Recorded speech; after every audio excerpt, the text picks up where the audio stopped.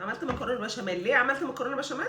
عشان ما اعرفش، عشان فريده عايزه مكرونه بشاميل، احمد اخويا عايز مكرونه بشاميل. بس يا جماعه الموضوع مش هيخلص على كده، بدل ما عصقت لحمه انا هعمل مكرونه بشاميل وهعمل كمان معاها جلاش باللحمه المفرومه. احنا هنغرق البيت كله اكل باللحمه المفرومه اللي عملتها. بصوا انا دلوقتي حطيت البشاميل كده بقلبه، بعد كده بقى نحط ايه؟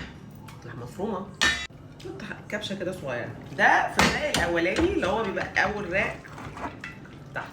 بصوا حط بقى لحمه مفرومه بس كده، هدخلها الفرن. هعمل جلاش زي ما قلت لكم، هعمل حاجات كتير عشان لازم استغل وجودي في المطبخ. هحط اللحمه المفرومه وهدهن طبعا وشها بالسمنه. هتحضروا كوبايه لبن وعليها بيضه، ونحط عليها فلفل اسود، ونحط حبه ملح وهنقلبها. وهتحطيها على صينيه الجلاش.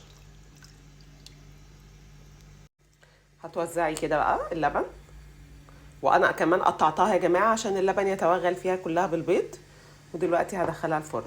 بصوا يا جماعه دي النتيجه النهائيه، بس للاسف انا عشان كنت مستعجله ما لحقتش اصورها لكم وطلعتها من الفرن فنزلت يعني. بس دي كده الجلاش، سوري المكرونه، وده شكل الجلاش وده المتبقي منه.